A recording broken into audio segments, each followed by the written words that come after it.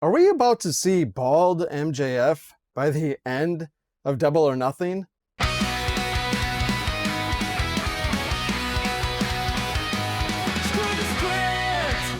Welcome back, everybody, to Screw Script. I'm your host, as always, Maverick here. Thanks for joining me this Thursday evening. Let's get right into last night, Dynamite. Another great show. Here's the card up there. It was a stacked card. It was a 3-hour show, so technically Collision, at least an hour of Collision, happened right after Dynamite. But let's skim through and talk about the major points that happened. To start the show, it was very sad to see that the life of Ted Turner has ended. He is now gone. We had Sting come out to bid farewell to him. It was a great speech by Sting, bringing up past times and memories that he had with Ted Turner. And honestly, Ted Turner was a huge, huge reason why you guys are even watching my channel. My channel would not exist without him, because without him, AEW likely wouldn't exist, or at least be what it is today. Without him, TNT and TBS would have never seen pro wrestling. Sting mentioned how he fought to keep wrestling on TNT, TBS back then, and he had deep pockets, is apparently what Sting said that he said. Before I get into Dynamite, just wanted to mention that rest in peace, Ted Turner. After we had Sting's speech, which it was very nice to see Sting come out and do that, and it was just great to see Sting in general, really. He gets a pop every single time he comes out. He claimed that Darby Allin was his best tag partner he's ever had, putting over the world champ. Darby Allin is at like the peak, pun intended since he climbed Everest, of his career right now. And he's just been having banger after banger after banger title match. We'll get to his match in a few minutes, but let's recap Dynamite and the hour Collision, like I mentioned. We saw great things. We saw Jamie Hayter and Sky Blue. Hayter beat Sky Blue, furthering the storyline with Tekla. Speedball Mike Bailey beat AR Fox in a really high-paced, action-packed match. We saw Jericho come out to the ring to call out Ricochet, essentially saying he's tired of this bullcrap and wants to be serious now with Ricochet because he's tired of being jumped by them. And then Ricochet comes out and challenges him to Stadium Stampede, which we haven't seen a Stadium Stampede match in quite a while. Could have been Anarchy in the Arena as well, but that's fine. This is interesting because Jericho needs to find 4 people. I don't really want to see it be people that he's already worked with. What I want to see is the New Day. Austin Creed is probably what he's going to go by. And Kofi Kingston, I have no clue what Kofi Kingston has gone by in the past, so we'll see. But if at any place for them to debut at, it would be to be 2 of the 4 surprise partners for Jericho to take on Ricochet and his crew. It sounds wonderful. I'm excited for that.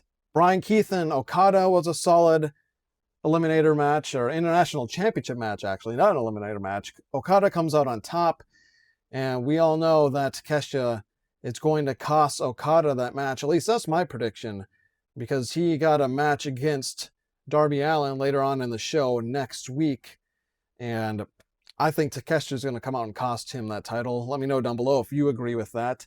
We saw Juice Robinson versus Jon Moxley. A lot of tag teams came out. There's a small part of me thinking that Jay White was going to return here. He did not.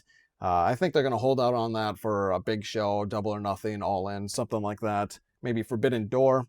But Moxley comes out on top there. Orange Cassidy and Dax Harwood, double Jeopardy match. That was a really good match as well. You saw everything. You saw an interesting segment backstage before the women's tag match where Harley Cameron basically got her chest shown off by everybody. Mina. Harley Cameron saying is feel the wrath, not feel the rack.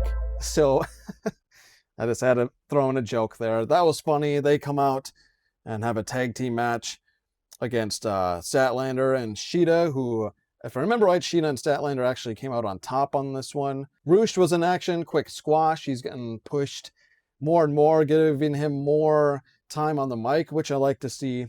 Young Bucks, Bang Bang Gang, The Dogs and the Death Riders, another really solid match. We saw the Death Riders and the Dogs lose this time. They won a few times lately as a team together. Wheeler Yutas is always the one that eats the pin, so he ate that pin. Really, really fun, exciting match that we saw there. But the main thing that I want to talk about, the big thing here, was the main event and then what happened after the main event. Hilarious stuff that happened after the main event. First, Kevin Knight really showcased his young talent. AEW has the absolute best young stars, and it was showcased last night in the main event, and then even after the main event with MJF.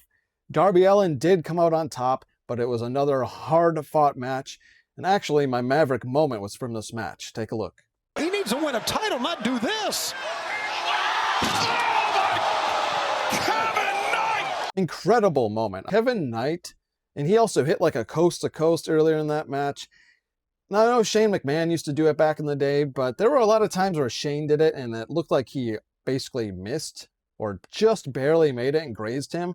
Kevin Knight can hit the coast to coast and then some. The dude could hit one if the ring was like 24 feet across. The amount of height and distance that he gets off the top rope, honestly, Kevin Knight over Javon Evans. They feel similar in that sense, where it's a young, athletic guy who is very bouncy, is what he likes to say over in WWE.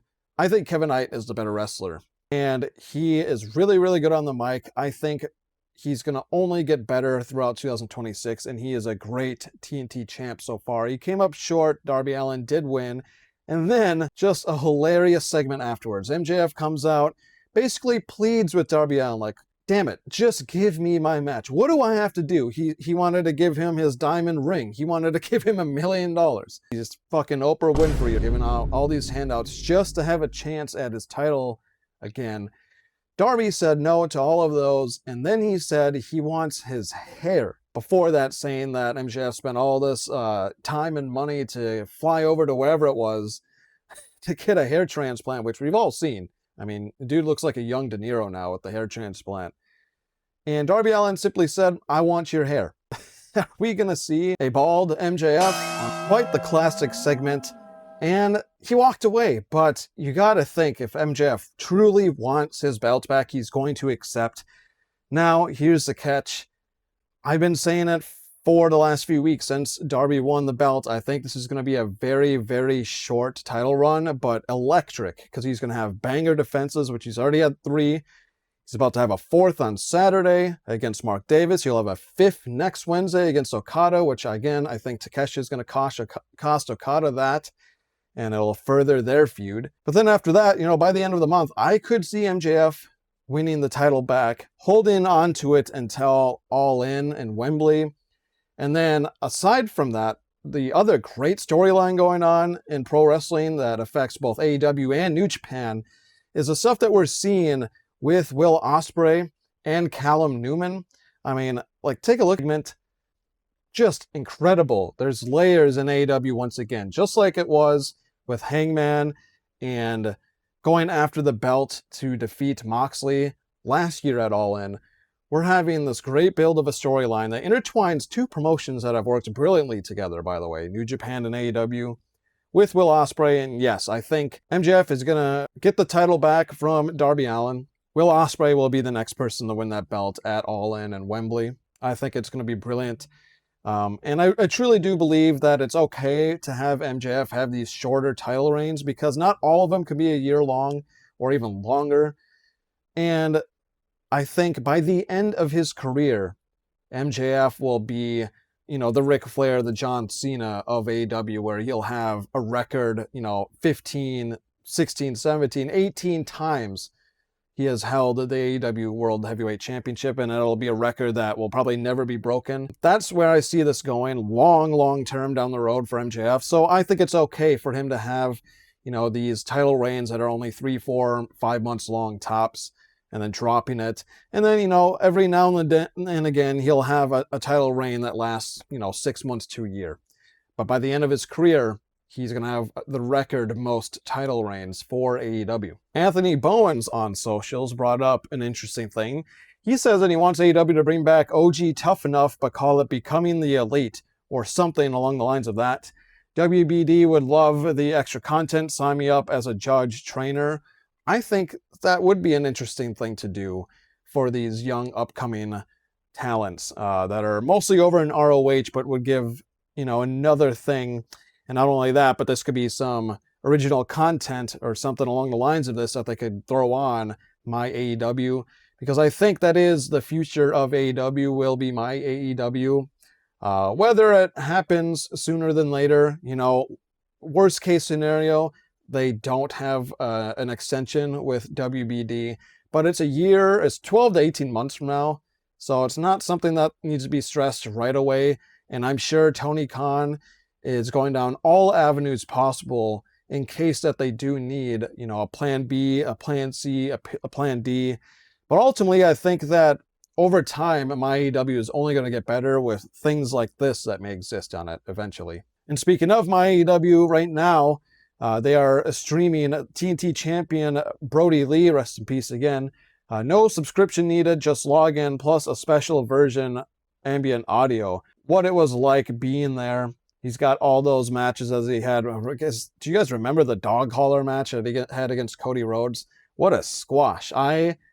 I still remember having my jaw dropped watching that squash, because I don't think anyone expected it to happen to him, expected him to, to beat Cody Rhodes like that.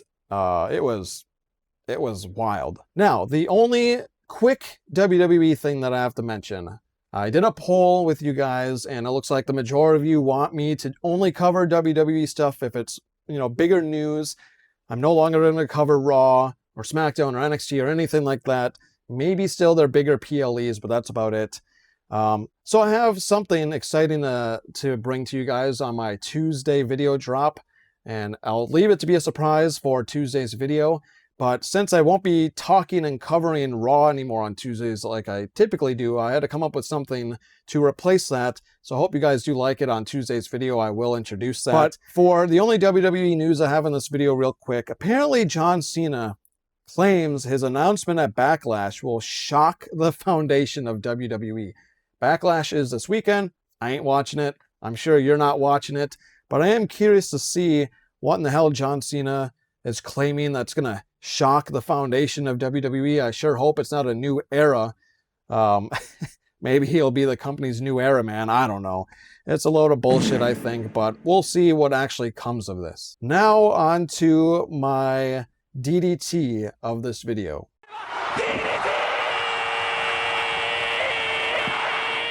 Today's DDT goes out to AEW Fans Said What at AEW Fans L. The name alone is ridiculous.